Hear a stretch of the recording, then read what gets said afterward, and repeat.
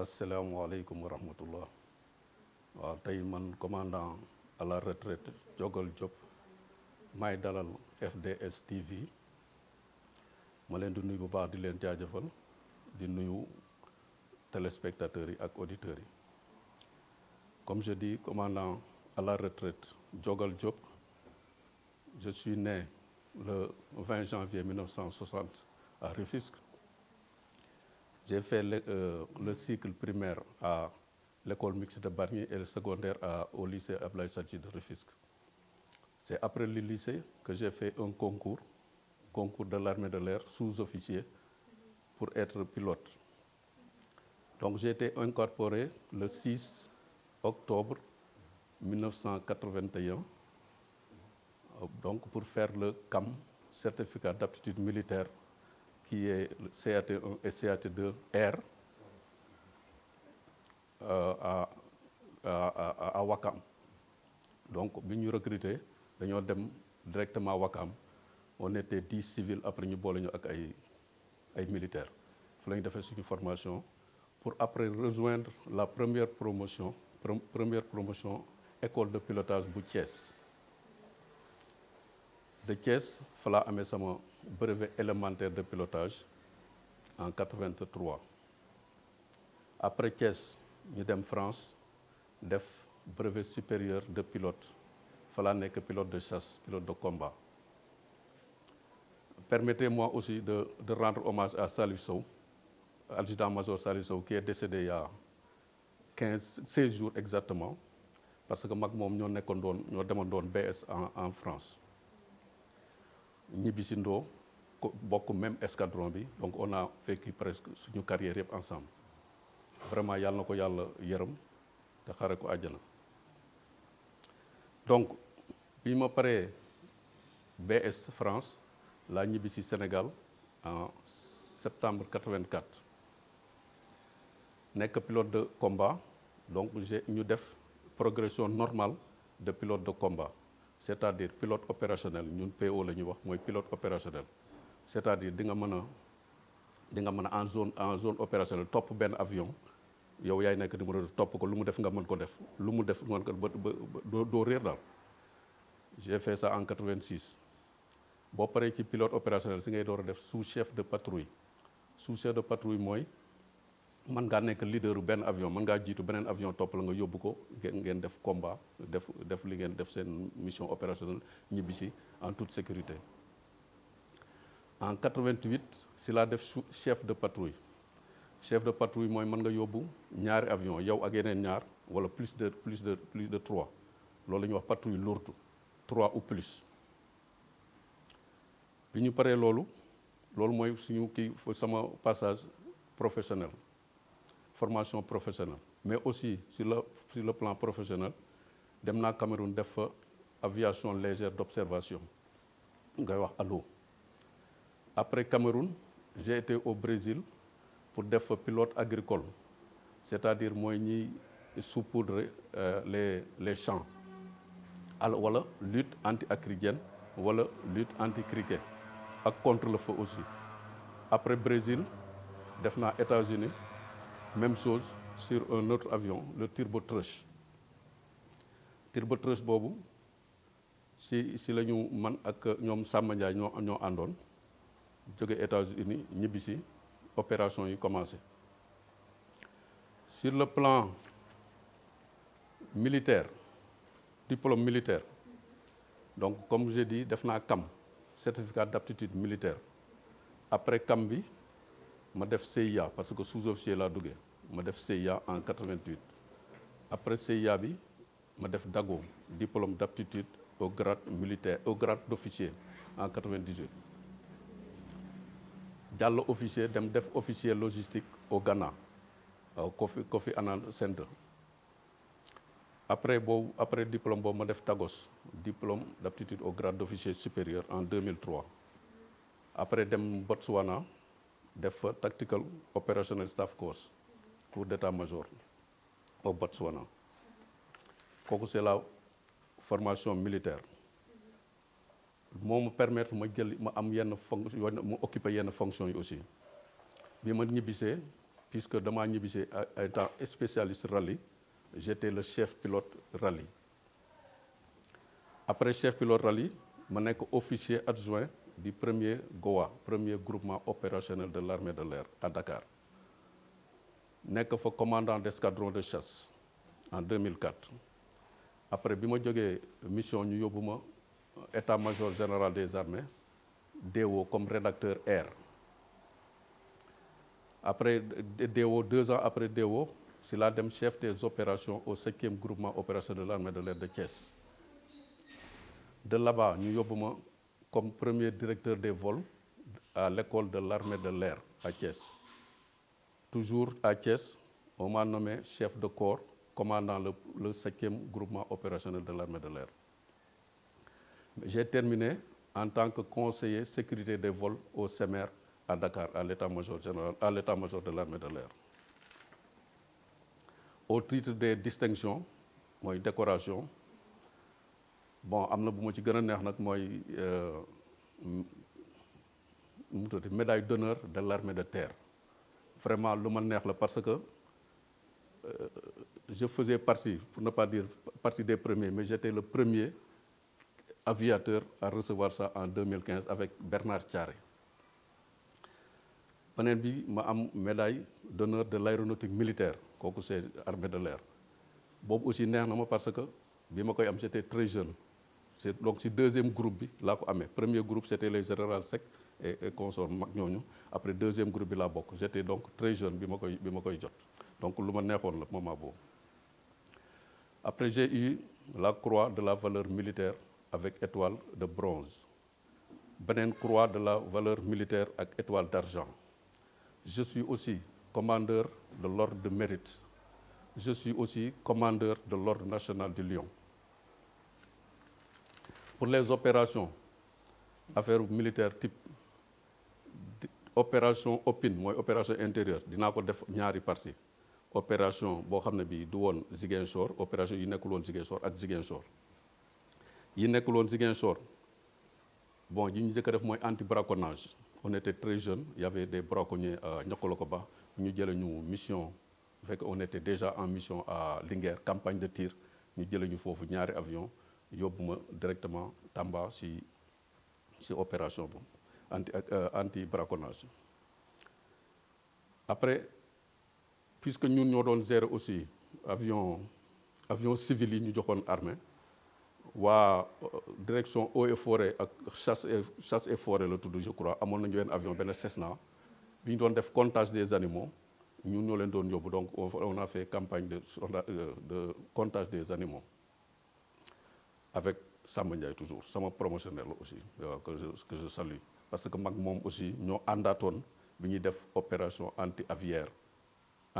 mooy contre les criquets et les oiseaux granivores. Donc toujours mag waajooju Samba Ndiaye ñoo duggandoo armée ñoo àndaatoon ci opération boobu. La première opération c'était à Podor en septembre 2008 où on a fait des opérations anti oiseaux granivores avec risque yu bëri di atterrir guddi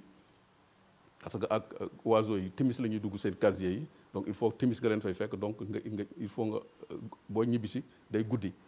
Ay lampe torche la mécanicien yi doon taal ak ay gooseneck ak ay ñu jënd ay lampe pétrole teg ko pour aligner pour mën a atterrir. Samba Ndiaye bravo. Opération Ziguinchor bi ñuy dem Ziguinchor c'était le 19 décembre 1988 man je me rappelle j'étais en congé ñu jël si ma. Tiital suñu waa kër yëpp jël si ma un vendredi dem tëj ma camp ba lundi 5h35 du matin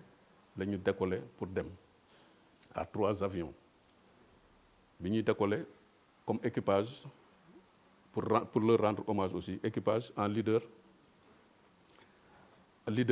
j'étais leader avec le capitaine Idrissa Mbaye.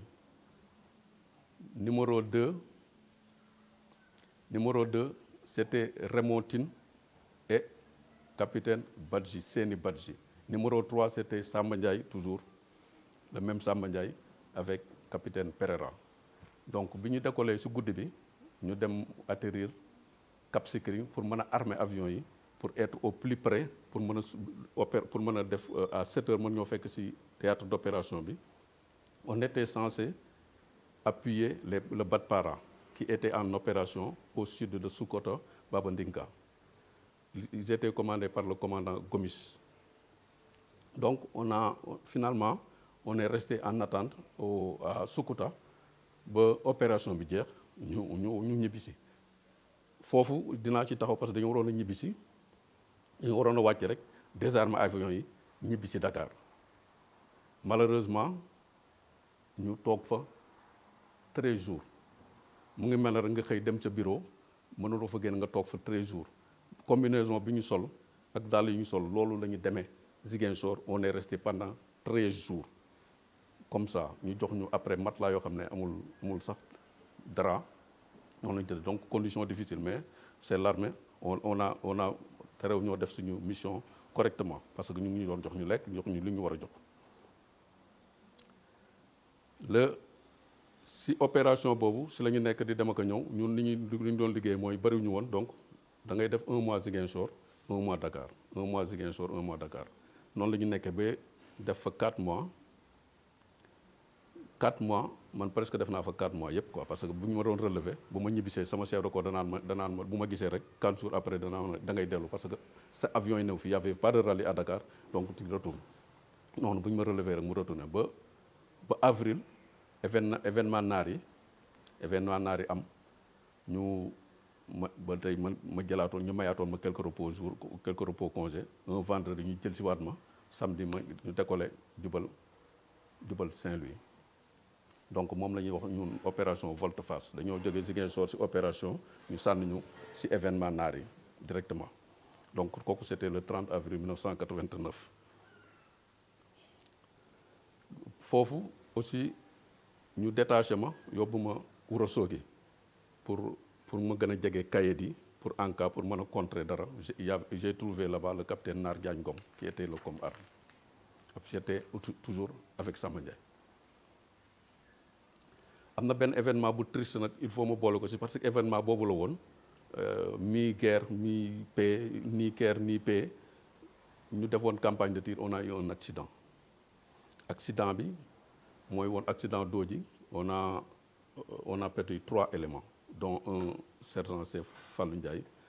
capitaine Diémé et capitaine Bathily à Dodji c'était le 18 juillet 1991 en début d'après-midi 14h25 je ne l'oublierai jamais parce que ñoom ñooy nekkoon leader mu décollé avion bi daanu Samba Ndiaye décollé man ma nekkoon 3 war a décollé bi mu gisee ma daanu ma coupé sama décollage ak Christian Ndour ñu daw dem génn leen donc ça lu ma marqué la lu nekk sama bopp la daal mais liggéey aviation moo xaw a doy waar donc accident bi noonu la demee fin 80 ci moment boobu fin 91 ñu quitté Ziguinchor ñëw parce que affaire bi xawoon na calme ñu quitté Ziguinchor ñëw Dakar avion yëpp ñibbisi mais malheureusement pour nous ce n'était qu'une pause xam nga affaire yi dafay reprendre rek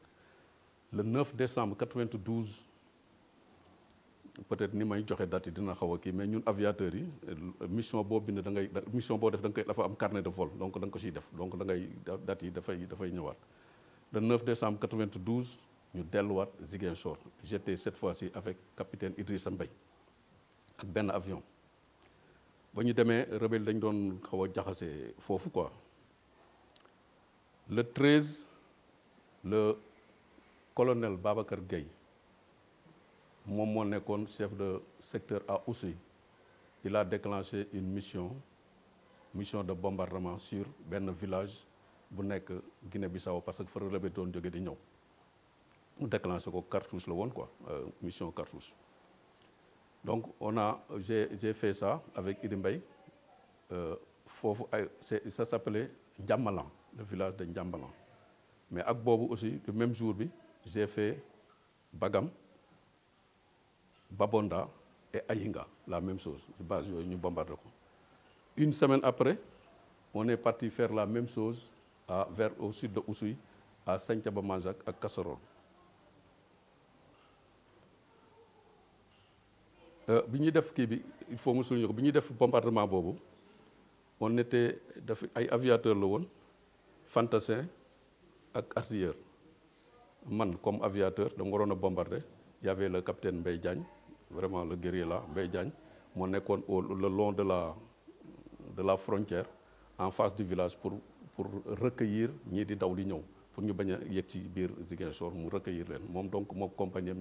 ñoo lalu woon ci frontière bi et il y avait Massali à côté ku yore woon mortier pour appuyer en cas de danger de bu ñu attaqué mu kii donc Mbaye Diagne si donc Mbaye Diagne ak Massali aussi il est décédé.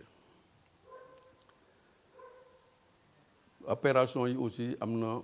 bu ci triste Babonda bon nit ñi wax nañ ci wax lu bëree bëri c'est vrai Babonda li taxoon mu metti pour ñun aussi c'était saison de pluie la woon jour boobu sax ñun demuñu woon liggéey parce que dafa xiinoon ba xam ne ñun mënuñoo dem mais vers 10h 11h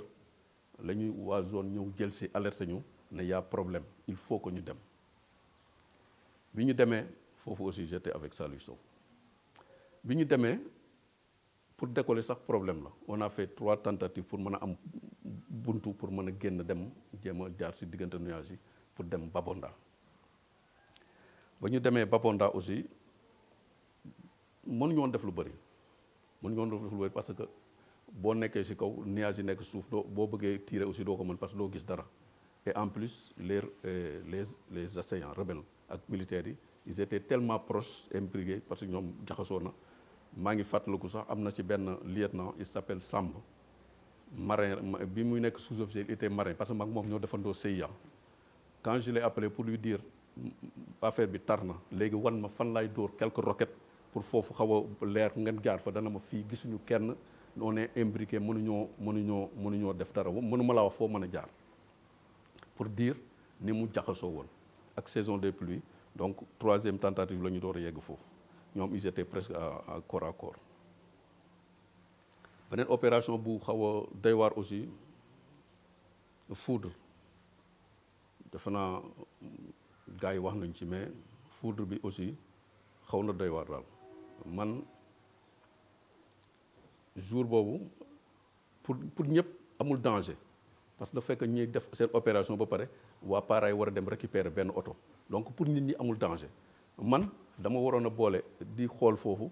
ak bu ngeen fàttaliku am na couple touriste bu réeroon forêt la forêt de la basse Casamance je crois benn couple touriste donc ñu leen di wëraale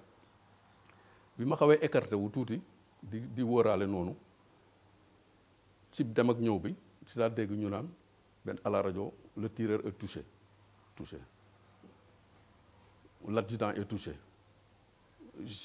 sama mais lii lan la touché mooy lan man ko mais loolu looy wax ni ils sont touché ñu ñëw bi ma ñëwee gars yi calme quoi affaire bi xaw a doy waar ki ñu touché li tax mu garaaw mooy il s'appelle Thiande Diop l'adjudant Thiande Diop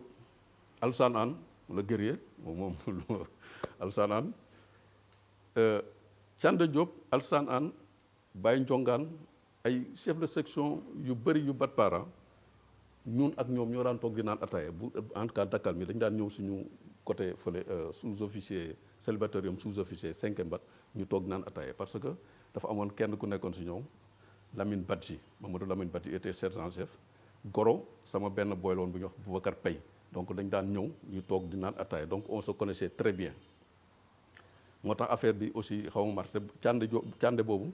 il est passé adjudant moi je suis passé adjudant 3 mois moom il est passé adjudant le 1er octobre le 26 la affaire bi am lañ ko rey ça a fait vraiment choc la woon si pour ñëpp quoi vraiment xawoon na metti li ci gën a garaaw aussi mooy bi ma déggee loolu ñu ñëw fa j'étais avec Samba Ndiaye aussi parce que ñun ñaar ñoo fa jiitu presque ñoo fa mujj quoi ñoo fa gën a yàgg daal bi ñu déggee loolu ñu ñëw le chef de corps du Batpara colonel Ndiaye ni mu décrire situation bi dafa garaaw tellement que man amuñu woon benn solution ñun parce que rajo bi jàllul woon pour ba Ziguinchor dañoo mujj dellu atterrir Ziguinchor man moto laa taal parce que ba mu ñëwee fekk ma fa oto moto laa taal dem rendre compte zone ba ma ñëwee ak sama tàngaay xam nga boo ne jógee ci guerre nga dégg sa waay dee na am na ñaar ñu dee ñett ñu dee dafa léegi xaw a jaxasoo bi ma ñëwee zone di rendre compte xam naa peut-être ni ma doon waxee baaxul y avait un commandant Maye Gueye moom mu nekkoon position am nekkoon entre Ziguinchor et Oussouye moo ma génne ci bureau bi na ma demal dellul man moi je vais partir là-bas ndeysaan mu dem jël ay quelques éléments jubal boori Oussouye ba mu demee fekk na Anne aussi Anne était adjudant di préparer ay éléments pour dem donc ñooñu ñuy def renfort le colonel ni mu décrire situation bi amuñu ndox munitions yaa ngi manqué donc situation vraiment bu xaw a doy war la bu xaw a doy war donc on pouvait que dem rendre compte lu mu gën a gaawee opération foudre bi nag noonu la demee quoi kenn xaaru ko woon metti woon na trop donc après foudre bi ma wax ci Mandina Mankagne mu ngi am le 3 août 1997 je crois mais dafa fekkoon quelques jours avant rebelles yi attaqué woon 5e bataillon man fa la ma fekk le 17 le 3 août la ñu attaqué camp bi quelques jours après le Mandina Mankagne am man voilà côté le 19 17 yooyu le 3 août la ñu attaqué camp bi donc man j'étais déjà là-bas pendant 1 mois et demi donc waroon nañu ma relever j'étais li ñuy wax ne batterie faible donc vraiment jour boobu Mandina Mankagne jour boobu la ñu ma relever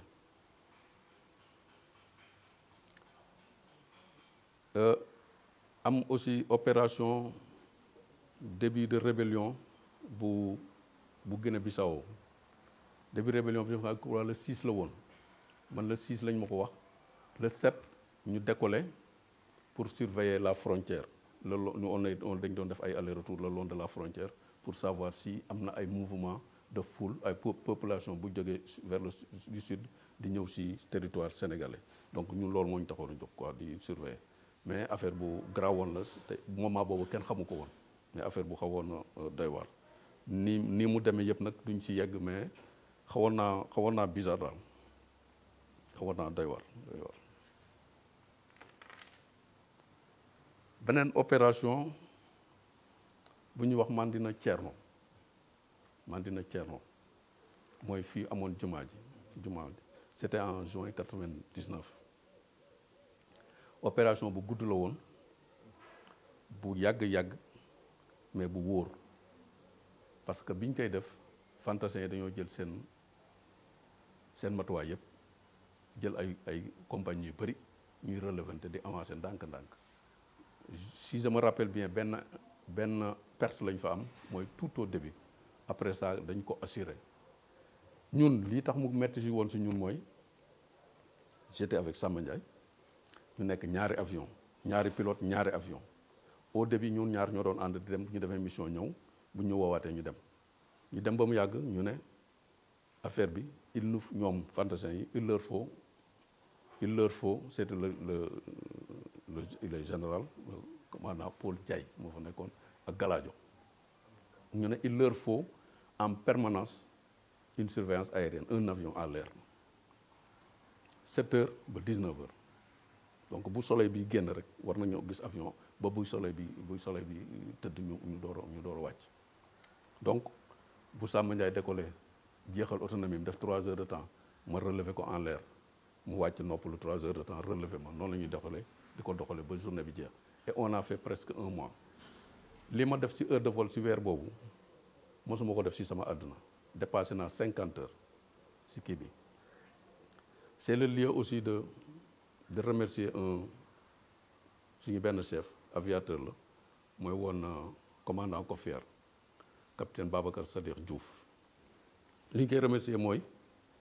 bi ñu doon dem mission xam nga benn pilote rek war a dem mënu la piloter di jël rajo parce que rajo bi dafa xawoon a manuel moom moo daan jéngu bàyyi liggéeyam pour mission bi mën a dox bu may dem ànd ak moom quelquefois bu ma wàccee bu fekkee ne Samba Ndiaye décollé si instant mu tëb dugg si avion boobu delluwaat franchement bu dul woon ak moom duñ ci génn moom ak quelques éléments du bataillon des trans yu nekkoon foofu ak ñun quoi ay aviateurs la ñu mais bat trans la ñu bokk moom vraiment si lu ñu gën a aidé si opération boobu lu bokk opération comme je dis lu neex la woon parce que amuloon perte te dugg nañu ci Mandina Thierno militaire yi dugg nañu fa te amul benn résistance parce que ni ñu doon doxalee en quinconce di dem ak a ñëw di avance bi kii avancé ba romb ko keneen ki ñëw romb ko donc rebelles yi dégagé dañoo daw ñoom ñu jël Mandina Thierno. am na beneen intervention aussi bu xaw a bizarre bu ma def bu ñu def Mandina déggal Mama Toro loolu du woon opération mais intervention la dafa braquage la woon rebelles yi braqué ñu nangu ñu dàq leen ba nangu seen arme lu tax Mathurin moo ko def sax Mathurin Gomis il est parent lu tax mooy déggoo bu amoon entre ak xamante bu amoon entre man ak ñoom ma jox leen sama numéro téléphone man na leen bu braquage amatee balaa ngeen di woo zone mu ñuy woo ñun muy jël temps da ngeen may woo directement le temps may préparé wu ngeen woo zone comme ça bu may woo day fekk ma pare bi ñu defee noonu Mama Toro ak Ziguinchor soriwul bi ñu ma woowee directement colonel Sagna woo ma directement wax ma affaire bi ma ne ko maa ngi préparé bi mu woowee zone ba muy raccroché bi ma zone di woo 5 minutes après maa ngi sur zone donc les rebelles yi dëggal assaillants yi doon braqueurs yi amuñu woon temps jóge ci national bi ba génn parce que man damaa décoller dem vers si suuf kar leen donc ça a permis à Mathurin mu ñëw fekk leen fa ñu nekk ba nangu seeni armes donc opération déggal intervention bu xawoon réussir la vraiment bravo au Batpara. def naa aussi opération bu ñuy wax Kilaay mais du ma ci dugg lu bëri ak beneen aussi Kourin ou Ota Kourin la tudd Ota Kourin c'était en janvier 2003 avec Batpara. Ota Kourin bi Batpara yi dañu waroon a dem dugg ci benn affaire boo xam ne comme entonnoir la affaire bu xaw a graw daal vraiment ils ont perdu là-bas je crois trois personnes trois éléments. foofu xawoon naa leen mere parce que parents yi comme ni ñu koy waxee ñoom bu ma ñëwee sax man mais yéen lu ngeen di def nii ñu ne ma Salmakoor xanaa gisoo beige bi ñoom il ne mettait pas de casque génn kii bi ne ma xanaa gisoo beige bi man maa ngi gis beige bi kay mais li ngeen di def nii ñu ne ma nañ dem rek waaw du ñu sol casque beige bon malheureusement peut-être noonu gën je ne sais pas mais noonu daal. waaw beere la ñuy xeex daal xaw ma ndax moo si la ñuy gën a féexe wala daal mais man daal toujours bu ma waxee rek ñu ne ma xanaa gisoo bees bi def ma ni casque bi quoi bay seen waaw di nga leen gis parce que da ngay bon c'était c'est 2500 pieds c'est à peu près 100 pieds mooy 30 mètres donc soriwul 300 mètres 1000 pieds mooy 300 mètres donc soriwul c'est 800 mètres donc comme ni nit bu nekkee 800 mètres mën nga ko gis tranquillement te puisque groupe la ni ñuy dox aligné da nga leen di kii quoi da ngay gis même benn nit bu yëngatoo sax da nga koy gis quoi ak l'habitude en plus donc da ngay mën a distinguer sax rebelle ak militaire tranquillement même bu solul casque parce que méthode yi bokkul te souvent rebelle yi ci suuf la ñuy nekk ñi nekk ci kaw donc on parvenait à ce ak rajo yi aussi xam nga boo ñëwee première fois boo ñëwee te xamuloo zone bi boo ñëwee ñoom fantasien ñoo lay guider ba nga nekk vertical boo tolloog ñoom ñu ne la vertical nga vérifier xool xam fi ñu nekk door lijjanti la neen mais il faut nga xam sa amis yi d'abord fi ñu nekk loolu mooy priorité aviateur bi les amis sont ici donc du def gaaf parce que xam na fi ñu toll donc te ñun aussi demoon nañ ba ñun ñëpp pilote yëpp koo ci yee wax ko village bu nekk Ziguinchor mu demal boppam sans carte bi boo naan mission tel c'est à Mama Toro xam na ne bu décoller dafa war a virer à droite après door a seeti affaire bi donc dem nañ ba maîtriser loolu. Gabon aussi amoon na fa benn événement mooy bii gars yi ñëwee ba attaquer position militaire bi ba jël fa ay nit enlever leen yóbbu. dafa fekk na malheureusement effectivement muy comme saison des pluies bi ñu attaqué booy kii yow position bi ba jël fa ay éléments bi ko comme zone yégee dafa ñëw xam na ne mënuñoo def dara dafa ñëw parce que presque il pleuvait à Ziguinchor bi ma woowee ma ne ko mais mon colonel yow xam nga ne avion bi mënu la dem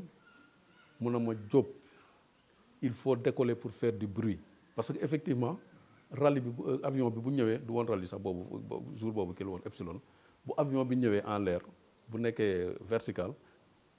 rebelle du ñu def dara dañuy calme parce que bu ñu yëngatoo ñu gis leen donc dañuy calme donc loolu la xam mu ne ma il faut aller faire du bruit même boo gisul il faut aller li tax ma koy souligner mooy def naa ko mais c'est la seule fois Ziguinchor bu ma demee mission te wóoru ma ne dinaa ñibbisi pourquoi parce que bi may ñëw gisuma dara rien xam nga avion yu ndaw yi amuñu yenn équipement yi te équipement au sol Ziguinchor yi c'était pas développé voor yeeg affaire yooyu pour mën laa guider c'était pas du dox toujours lii ma sauvé mooy te essence bi bëriwul woon parce que dama fa dem tourner lu yàgg ñëw essence bi bëriwul woon mënu ma woon a dellu si Dakar mënu ma woon a dem Cap Skirring lii ma sauvé mooy damay romb Ziguinchor piste bi dem naa ba koy romb xaw ma ne maa ngi foofu ah du ma ko nëbb xaw ma parce que damaa réer complètement dem naa ba koy romb heureusement pour moi le contrôleur aérien am réflexe dégg avion bi taal balise de détresse balise de piste bi taal lampe yi laa gis mu aligné ma ne mais lii alignement bi lii piste la te fii benn piste am mooy Ziguinchor donc je suis arrivé loolu moo ma sauvé ma viré effectivement lemu rek teg ko foofu waaw loolu moo ma sauvé sinon maa ngi woon Bissau mu gën a garaw mu gën a réer donc dañuy xëy rek ñu ne am na avion bu wàcc Bissau donc loolu tax ma koy souligner quoi mais opération bi aussi c'était triste quand même vraiment si nañu jëloon ay otages daal opération bu mag a mag bu mujj bi ma def nag mooy Karou Nord je crois que c'était en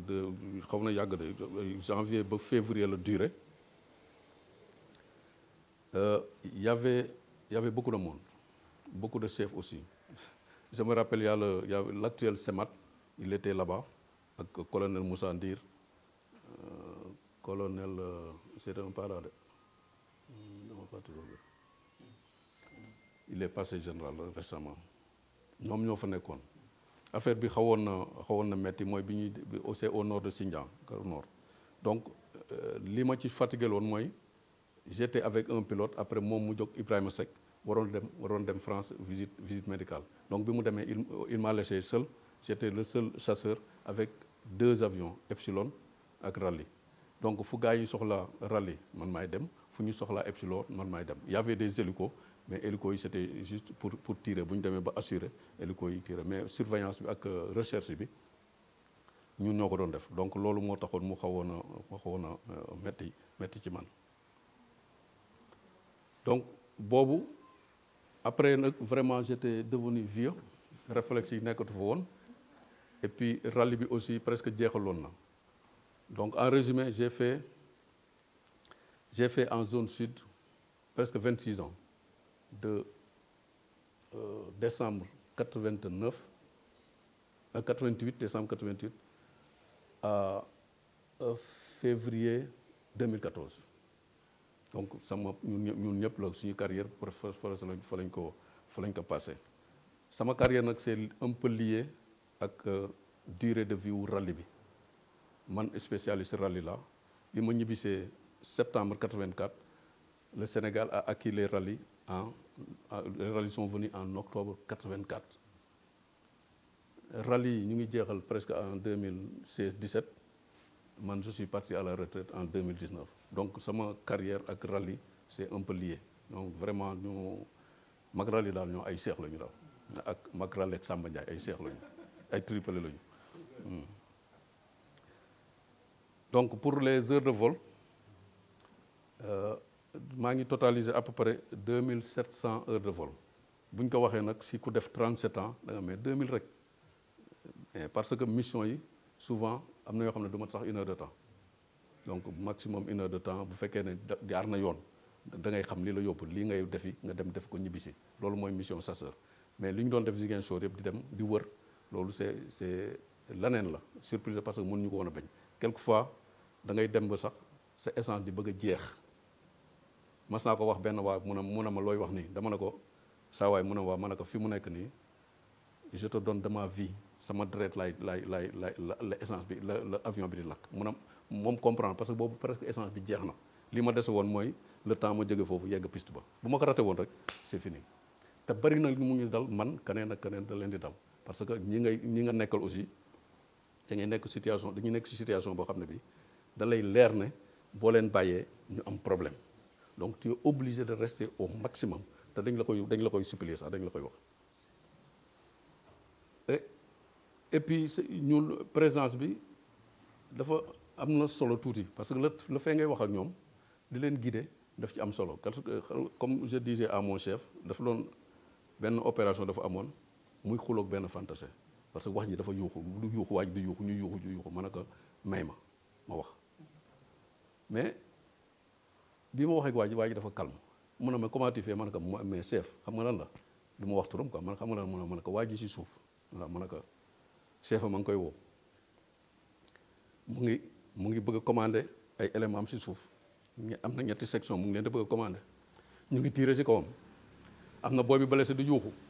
te yëpp moom moo ko war a gérer mu ngi wax ak yow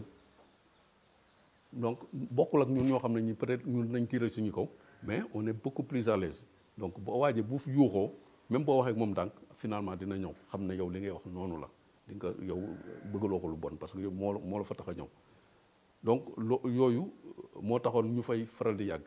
ak guider leen quelquefois affaire bi day jaxasoo nga gis benn gars génn ci situation rek jël sens contraire fi mu war a dem parce que effectivement nit la rek ah jaxasoo na mu génn situation bi jël foo xam ne fii baaxul peut-être bu fa demee foofoo gën a bon yooyu yow yaa koy delloo si waat quelquefois man dal na ma plusieurs fois waa ji di bañ ma ne ko non fi nga jël baaxul muy bañ mu ne ma non man maa ngi nii vers le sud boobu c'était boori Camaracounda mu ne ma man génn naa mais je prends l'axe vers le nord ma ne ko non yow yaa ngi jëm vers le sud mais il a insisté def nañu 10 minutes di weerante ma ne ko léegi xool man avion bi yaa ngi may gis ma ne ko man damay jël cap nord nga xool ma def ko mu ne ma déedéet yow da ngaa juum donc c'est-à-dire pour da ngay comprendre que nit ki fi mu toll mais mënu la tax nga mere ko wala ngay xuloo parce que bu xuloo moom gën koo lor te yow dimbale ko moo la fa indi donc yooyu moo taxoon ñuy xaw a di yàgg am na yoo xam ne mission boo xam ne da ngay war a dem rek def li ngay def ñibbisi mais mënuloo bàyyi sa mbokk sa compagnon de guerre nga bàyyi ko si yenn situation yi moo taxoon ñu doon di faral di yàgg aussi pour opération extérieure comme on dit OPEX def naa ci ñaar quoi bon dem naa Congo en tant que contingent en 2004 ak observateur en 2008 aussi bi ma mujj def c'est en Côte d'Ivoire ak les hélicos bi ñuy dem pour la première fois ñu dem opération ONU c'était en 2015 Sen hélico 1 def naa ko j'étais chef des opérations sinon xanaa di leen gërëm di wax ne lii lu baax la ça me rappelle beaucoup de choses et puis quartier quoi qu'on dise metti na mais moo ñu formé def ñu ay nit vraiment mënuñu leen ko delloo parce que foo ak jaar-jaar bu mu mën a nekk rek il faut mu metti nit mënu la nooy toujours metti na mais ça a forgé beaucoup de monde ça nous a forgé vraiment man sama carrière yëpp Ziguinchor laa ko defee mais regretté wu ma ci dara bëgg a laaj juste quelques questions. Babonda wax na ko. génn ngeen mu jafe lu garaaw la du délivrer wu ñu sax jot nañoo délivrer ay kii mais Babonda bi ni mu demee dafa xaw a garaaw ñun bi ñu ko yëg c'était un peu trop tard parce que ñooñu fantasin bi ñu fay dugg nañ fa xaw ma 6 heures du matin wala 4 heures du matin je sais pas côté yooyu la ñu fa dugg accroché fa am fa problème di ko jéem a gérer bi mu demee ba ëpp lañu zone di jël si nee naa la ay boori 10 heures 11 heures donc fekk fu ne lañu fa def ay 4 heures ou 5 heures de temps ils étaient imbriqués man ñun bi ñu jëkkee décoller dañoo décoller mënuñoo dem mu taw ñu wàcc def naa 10 minutes la ñu def wàccaat defaat 10 minutes wàcce bu troisième fois bi la ñu mujj yegg bi ma yeggee foofu pour te dire que ñu ci bëri xamoon naa leen xam nga da ngay yàgg ba gars yi day nekk da nga koy appuyer sur le terrain mu am quelques jours ñëw Ziguinchor parce que defal nga ko dara mu ñëw seet si la ne la vraiment yow keroog vraiment tu m'as sauvé la vie ainsi de suite donc da ngeen di xamante donc boo waxee nit ki rek doo xam turam mais indicatif da ngay xam ne diwu la nee naa la sànq y avait un gars Samb il était lieutenant moment boobu Moustapha la tuddan mais bi mu nekk sous-chef il est à la marine mag moom ñoo defandoo CIA en 88 donc xam naa ko bu baax bi ñu waxee rajo bi ñuy wax rajo dama laaj à la rajo xaw ma ne moom la woon wala mais j'ai demandé mais yéen fi mu nekk ñu ne ma on est imbriqué gars yi dafa mel dañoo suulu parce que defe naa dañoo suulu woon si suuf seen arme rek doon génne donc muy taw bi ma ko laajee dama ne leen léegi wax leen ma fan laa mën a tirer quelques roquettes comme ça mu nekk genre bunt ngeen daw jaar bu feu bi jàllee rek ngeen romb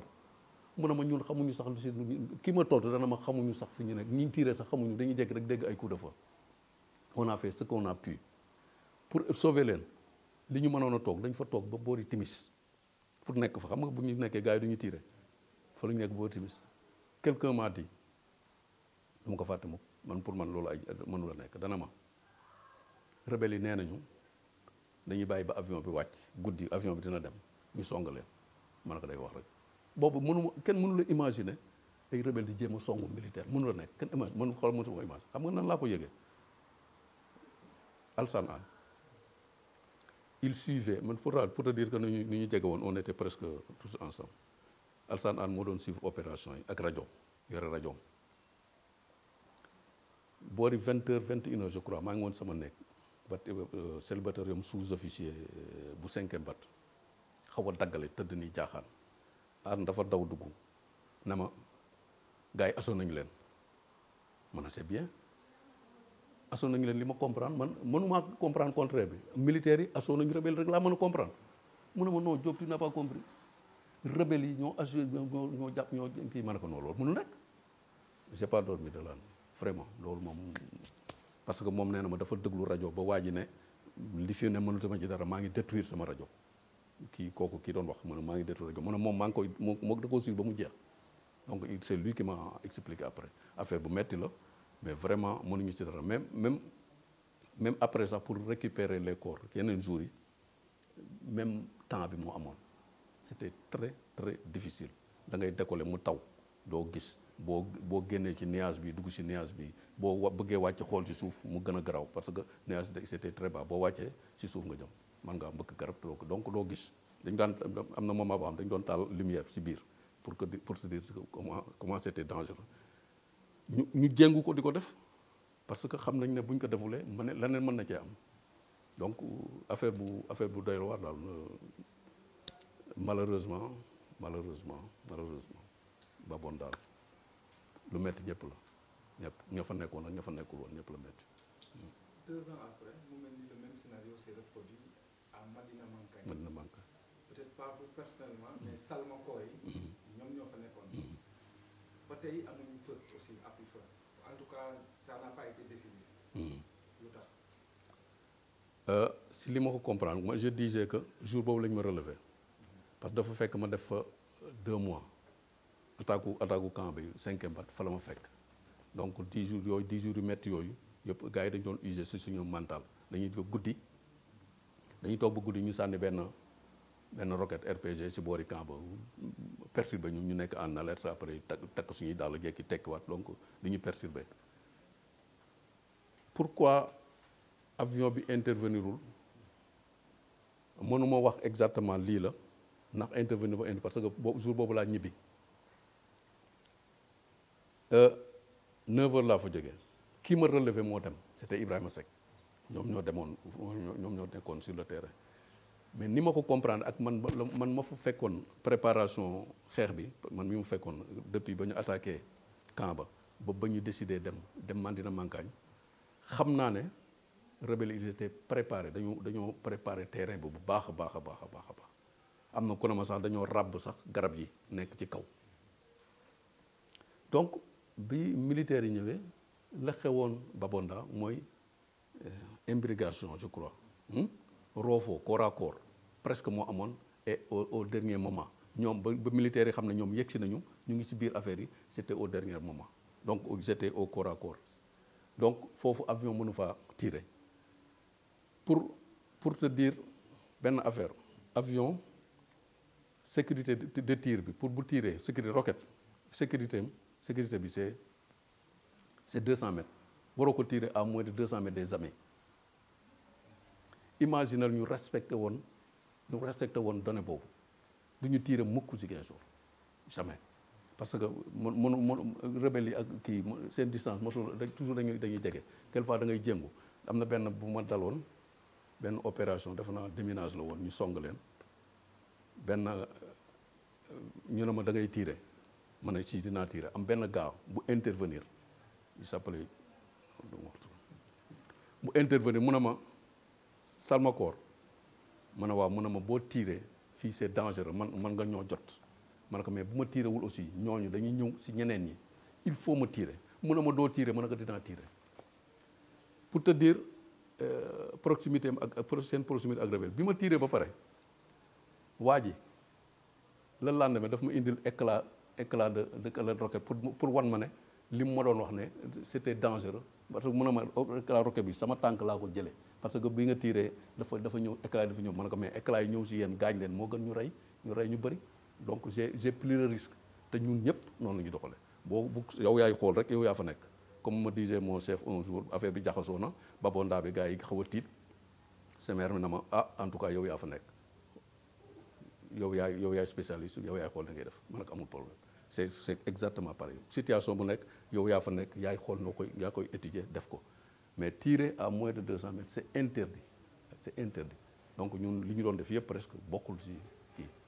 ce qu'on ne savait pas également mooy seen engagement ci Gaabu 98 on savait que marine demoon na. on savait qu'il y avait des fantassins. mais pratiquement c'est une révélation ñu dégg ne armée de l'air mu ngi fa woon. armée de l'air mu nga fa woon dès le début. comment ça. man bi affaire bi am Gabu bi avant ñu koy déclencher le 6 la woon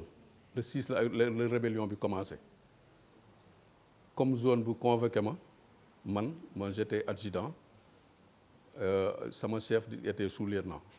donc en tant que chasseur man maa fa gënoon a gradé adjudant bi mu convoqué il a dit li ñu bëgg mooy demain matin parce que bi mooy convoqué boobu ngoonoon na ay 18h 19h la 18h 19h mu ne ma dañu bëgg demain matin avion bi dem au-dessus de am na base bu mu tudd daal c'est à Bissau nga dem au-dessus de base xool si base bi xool situation bi après tu rencontres je lui ai dit mais foofu noonu base aéroport Bissau voilà foofu la woon mu ne ma dama xool ndax les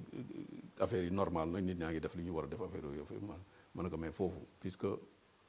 puisque dafa am dara est-ce que foofu c'est amul anti-aérienne est-ce que c'est gardé c'est position gardée la quoi anti-aérienne il m'a dit je ne sais pas je ne sais pas taxumaa dem moom je ne sais pas je lui ai dit directement je ne sais pas du ma dem il faut ma am renseignement bi avec je ne sais pas du ma dem waaw il était comme zone j'étais adjudant je lui ai dit carrément du ma dem le lendemain matin li ñu mujj trouvé mooy ma dem ci frontière bi le long de la frontière di def ay va-et-vient pour xool ndax am na ñuy ñëw ndax rallye participer na bu baax a baax parce que renseignement yu bëri ñun ñoo ko doon joxe colonel Ablaye Fall zone 5 la jóge dem Bissau bàyyi fa colonel Yoro Koné donc l'avion on l'utilisait en temps pour Ziguinchor si ñu daan continuer opération ak bu ko colonel Ablaye Fall soxla pour renseignement donc dañ daan dem di ñëw am na fa benn opération bu fa amoon du woon man maa demoon mais Ibrahima Seck bac bi la ñeneen ñi doon utiliser je dirais pas rebelle mais mitan yi bac boobu lañ doon utiliser pour traverser fleuve bi dama ko ñëw def seen kii bi ko gars yi xamee ñu ne na rallye bi dem bombardé jéem a touché yàq bac bi Seck moo dem tirer xaw ko yàq mënu koo yàq carrément parce que ay roquettes rek la yore munitions yi am na xam nga lu nekk ak li mu mën a def gars yi réparé ko teg ci défense anti-aérienne di xaaraat rallye bi mënu la dem ci point défendu trop il faut que mu ñëw par surprise parce que rallye bi du avion de pénétration rallye bi li muy daw lu yéex la c'est 220 km/h 220 km/h mën ngaa tirer ci benn waay balaa ngay sori mu tëdd ni sëgg siggi gis la yaa ngi fii demoo fenn 220 kilomètres mooy 62 mètres par seconde. J'ai appris que nit boo ko dooree dara bu réaction li muy perte c'est 3 secondes le temps mu def nii 3 secondes il se relève donc en 3 secondes le rallye fait 186 mètres mu ngi fii donc du avion de pénétration mënu la def yenn yi li mu mënoon def mooy renseignement ak un peu de logistique parce que avion bi daan na décoller Ziguinchor dem île de Bobac parce que am na ñu fa nekkoon am na ñu doon gaarale noonu ay affaire di ñëw renseignement def nañ ko ak attaque yooyu yu mel noonu daal donc loolu mooy woon suñu participation te yàgg nañ fa trop sax. xanaa ngir jeexal rek seen rapport ak fantassin yi. ñi nekk ci suuf. am na ñoo ci développé sànq mais on voit que c'est des rapports vraiment cordiaux seet ngeen lu bari. lu bëree bëri tamit yéen lañ yaakaar. ñuy wax para di wax commando yi. mais généralement boo leen nekkul ci kaw salmakoor yi surtout. ñoom ñu nangoo progrès wala ñu nangoo def. am na ay adeptes yow ñu ci mën a raconter aussi. c'est vrai rapport yi xam nga rapport yi lu mu gën a pour mu gën a dëgër day fekk ngeen traversé ay difficultés bu ngeen traversé ndoo ay difficultés seen rapport day gën a dëgër.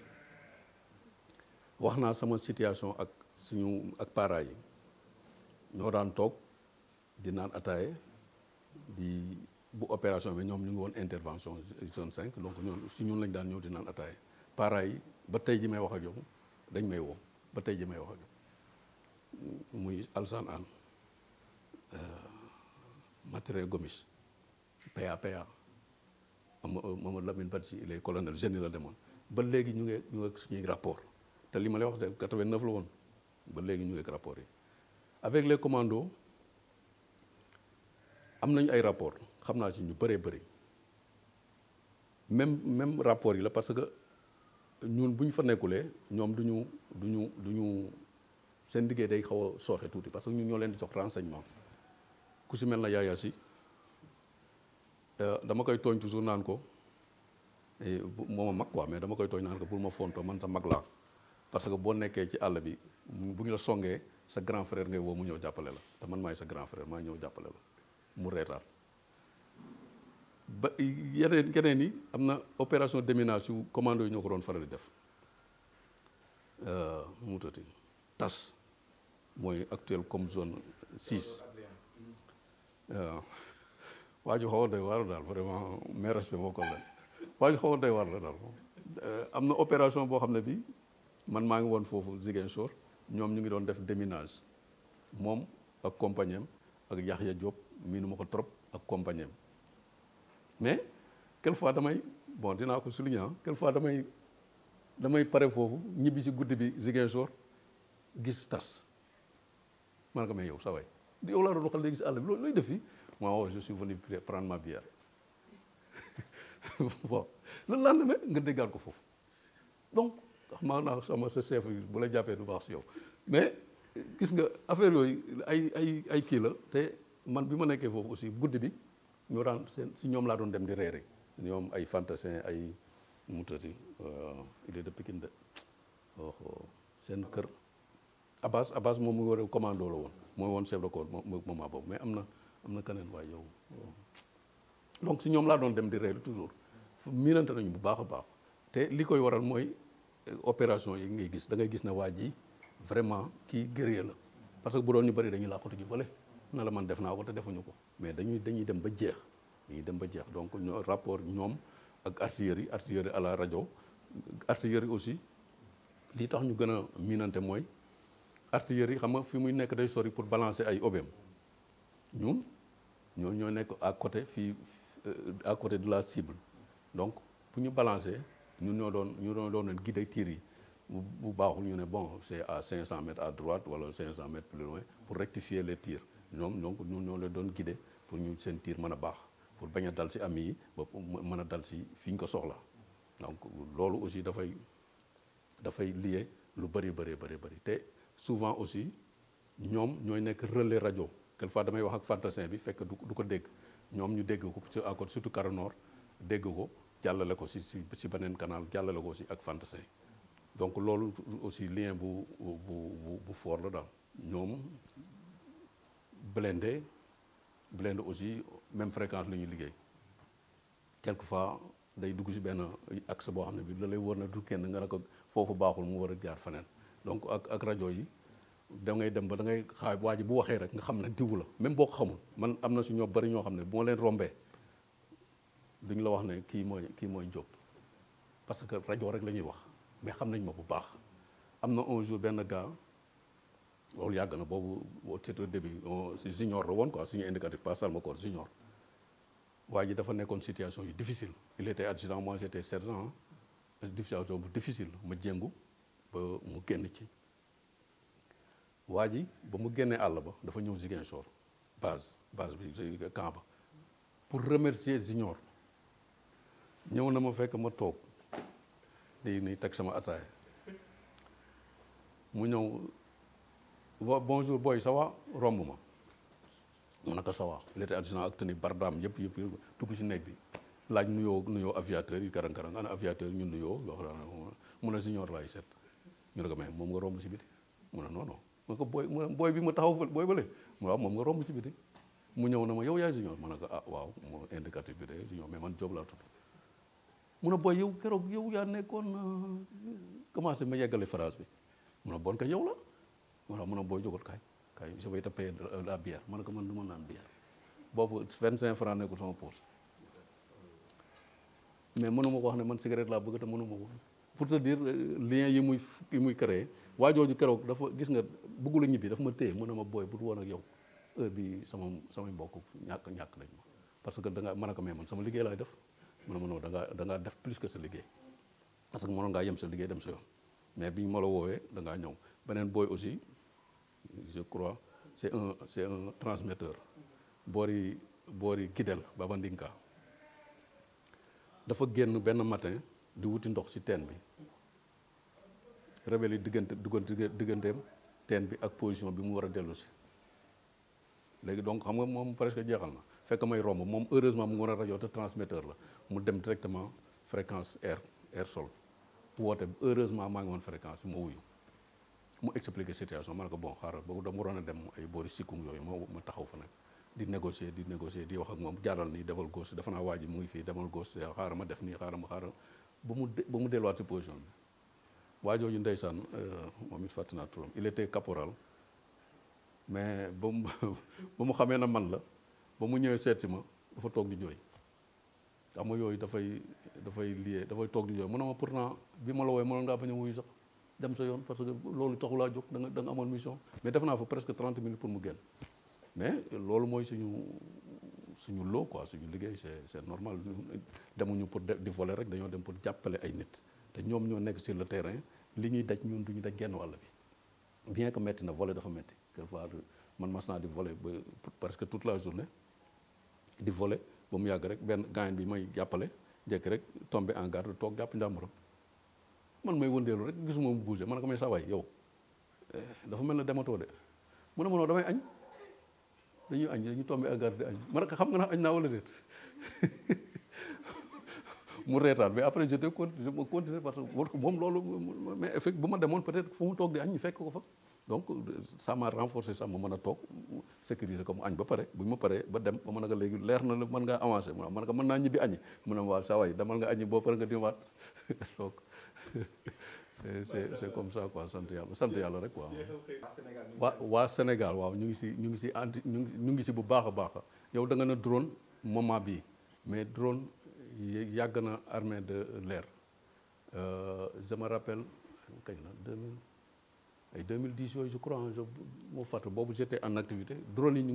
ngi woon foofu ñu à Thiès ñu koy utiliser tranquillement daan nañu dem mission à Ziguinchor bu ñu demee def seen séjour renseignement la def séjour ñibbisi yàgg nañ fi mais dañ ko gën a renforcer effectivement parce que fi ñu jëm aussi du ma ne ñun dañoo disparaître pilote de chasse yi mënuñoo disparaître quoi parce que finalité bi ñun ñooy kii les renseignements lay joxe ñu ngi bombarder drone yi ñu ngi def presque suñu liggéey mais mënu la machine mënu la remplacer nit il faut que chasseur am Sénégal ñu ngi ci bu baax dégg naa ñu am beneen génération de drone parce que bële ñu amoon yu xaw a modeste la quoi. waaw waaw yu xaw a modeste la quoi mais léegi pareillement je suis un peu du ma ko nëbb damaa xaw a déconnecté tuuti parce que comme je dis armée daf maa sonal il faut ma vidéo bu baax a baax est-ce que vidé naa ba léegi je ne pense pas parce que ba léegi da ngay nelaw ba mu yàgg sax sa xel dem ci yéen parce que choc yi ñu fa am moo xaw a bëri mais moom ñu ngi ci bu baax a baax waaw vraiment drone moom dañ koy boole ak avion rek pour guerre bi mën a neex parce que quelquefois nga yónni avion ak nit mu jël risque alors que boo fa yónnee woon drone di nga am renseignement bi nga soxla yépp te quelquefois sax mu mën a exécuter mission bi tranquillement quelquefois nag drone bi du ko mën a def bu boobaa le pilote de combat mën a dem def liggéeyam. waaw man maa leen di gërëm yéen ñi ñëw yéen a ngi may fàttali lu bëri ak samay gars vraiment comme j'ai dit Ziguinchor metti na trop mais on ne regrette rien parce que suñu liggéey lañ def amul xaalis amul jàmm mais am naa fa ay xarit daal am naa fa lien yoo xam ne yi bu ma demuloon Ziguinchor du ma ko am maa ngi lay wax léegi ànd li may woo bëri na Matirin Yaya Si chaque jour presque ñu communiquer ñu bëree fant mënuma ko tudd daal mais loolu yëpp Ziguinchor laa ko amee te loolu xaalis du ko jënd xaalis mënu koo jënd daal mënoo am xaalis ba am xarit si xol la donc loolu moo ñu boole maa ngi leen di vraiment remercier di leen gërëm te di ñaan ngeen yokk bu baax a baax jërë ngeen jëf. Merci beaucoup.